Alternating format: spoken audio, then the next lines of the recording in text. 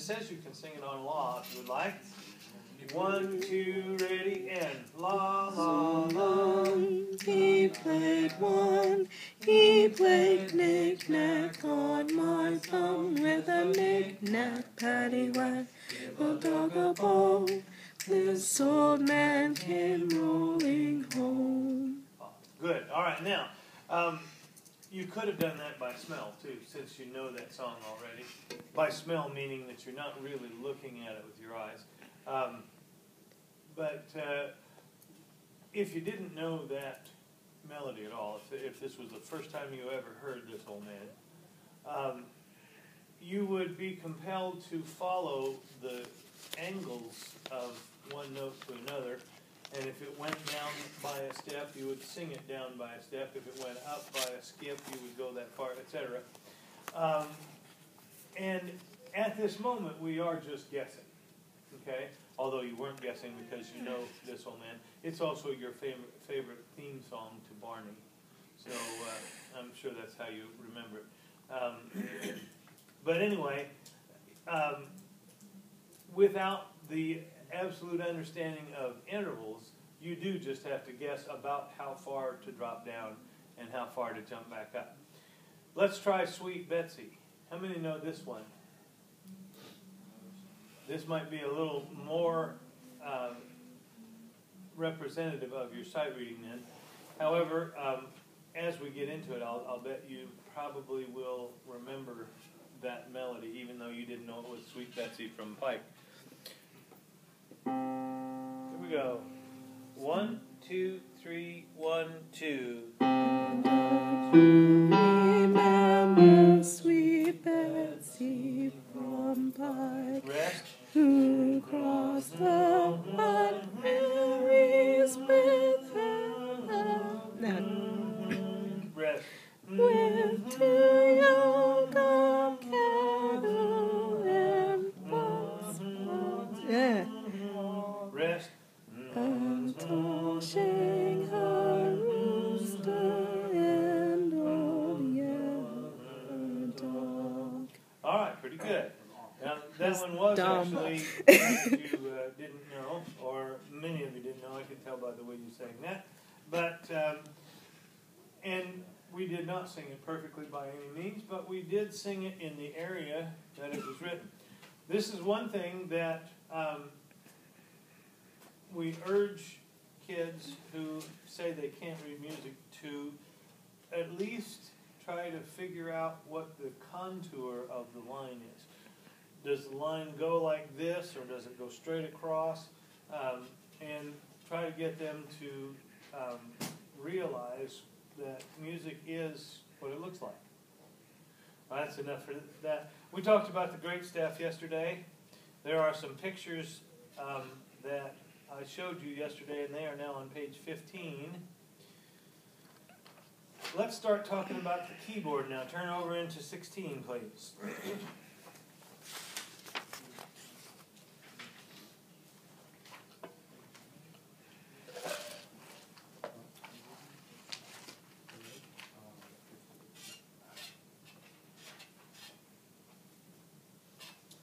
How many of you have taken some piano lessons?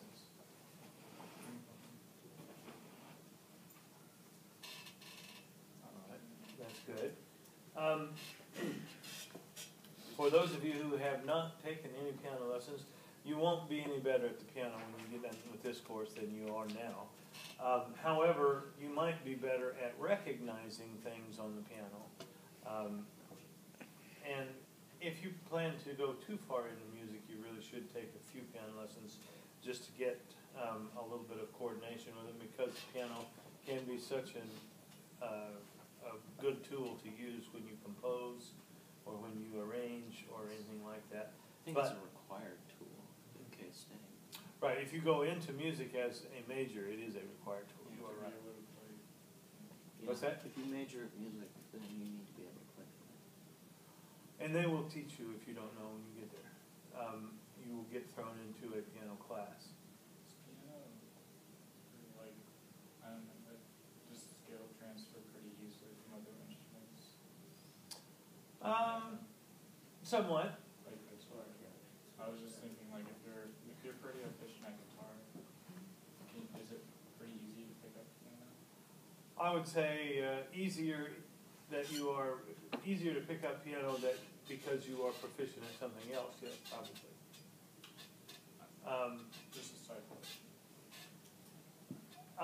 And what they really teach you to do in piano, if you are not a piano major or a piano minor, if you are a music ed, say a trombone major, they don't really teach you to become such a good piano player that you could accompany someone or that you could play a recital on the piano or anything like that. They just give you enough skills in order to get through, so in case sometime you have to play somebody's part when you're teaching, or if you need to write something and then hear what it sounds like, you'll be able to pick out from the piano what you wrote. Now, the truth is, if you're going to be a composer and arranger, you really need to be able to hear things without a piano. And I don't mean that you need to develop perfect pitch, because one, if you don't have it, it's not developable. No matter what they say, and by the way, there are on the internet lots of ads, pay me $50 and I will teach you how to have perfect pitch. That's actually not true. What they can do is teach you to have relative pitch, and most of you already have good relative pitch.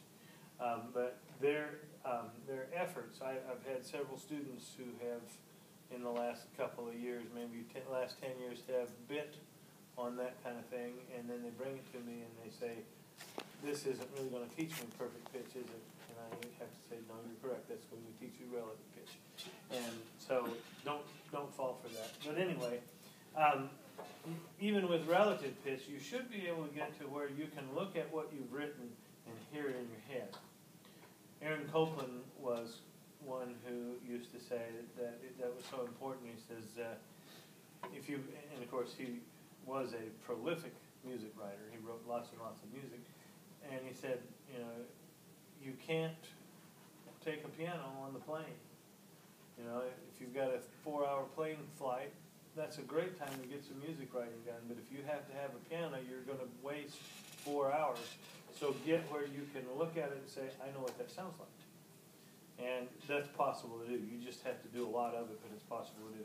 All right, let's take a look at the keyboard in the middle of page 16. Standard piano keyboard has 88 keys, 52 white ones and 36 black ones. It says synthesizers and electronic keyboards are generally smaller, commonly 5 1/2 octaves, as opposed to slightly more than 8 octaves for the piano.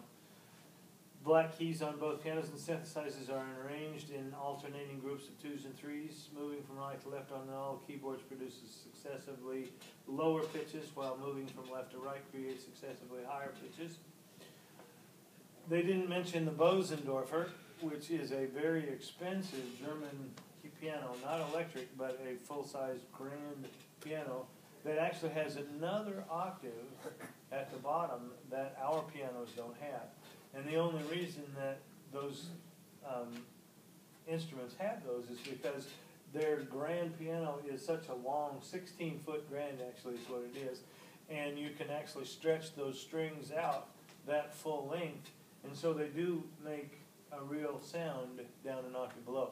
You know what, most of the stand-up pianos, not like this, but the acoustic pianos that stand up, when you get down here to these notes, you can't really hear a pitch on them. That's because the length of the string is still only this far, because that's, it goes kind of at a diagonal across the cabinet, but that's as far as they can stretch the string, so they have to have it so loose in order for it to have the right pitch that you can't really hear. It's just mostly wobble. But if they string it, 16 feet, and then to get that right pitch, you can tighten it tighter in order to get that pitch, and so it actually has a good sound. In my opinion, these 3 keys down here are worthless on most pianos. Perhaps I wouldn't say on the new grand that we have, I should go listen to it and see what they sound like. But even on a studio grand, which is, I believe, that size, or a baby grand, they have to wrap those last strings 2 or 3 times in order to get the right length. and the more times you wrap a string around the corner, the more rattle you're going to get, and you mostly just have rattle instead of pitch. There's something interesting about the piano that perhaps you know, or perhaps you didn't. Did you know that the piano is purposefully tuned out of tune? It is purposely tuned out of tune. It works on a system entirely different than the rest of music works on.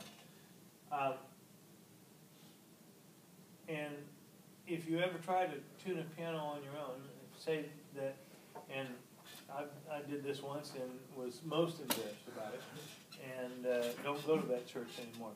But when I was a kid, I thought I had a good enough ear I could tune a piano, and the preacher at my church says, "Man, we got a bunch of old dog pianos around here that are way out of tune, and we can't afford to have a piano tuner come in and tune them. Why don't I just buy you a tuning hammer and you go fix all of our pianos?" I said, "Super." So he bought me a tuning hammer, and I went in and I started on this C. I don't know why I picked that C, but I started on that C, and then I tuned all the C's in tune with that C. And then from there I went to a perfect fifth, C up to G, and I tuned all the G's. Then I went from the G and tuned up a perfect fifth to D. And I went in succession like that, tuning perfect fifths exactly in tune, all the way around the circle of fifths until I hit every single key on the keyboard. And since I started on C, they were the most beautiful pianos you could ever hear play, as long as you only played in the key of C. Because what I actually did was I tuned them in perfect tuning. Now this goes clear back, if you can imagine this, clear back to Pythagoras. How many years ago was Pythagoras? Anybody know? Too many. Thousands. That's all I know. Too One many of his years. theorems was about music. He was also a musician besides being a mathematician. And he calculated that using, and of course this was before the piano was invented too, but he calculated that if you did that in that way, and he changed the word frequency into sense, okay? In other words, if it were 2 or 3 frequencies sharp, he would say 2 or 3 cents sharp. But what you do when you go in and tune it in pure tuning, when you go perfect fifths all the way around, you actually end up with about 16 cents extra at the top. Okay? The way you tune pianos is you tune them on the tempo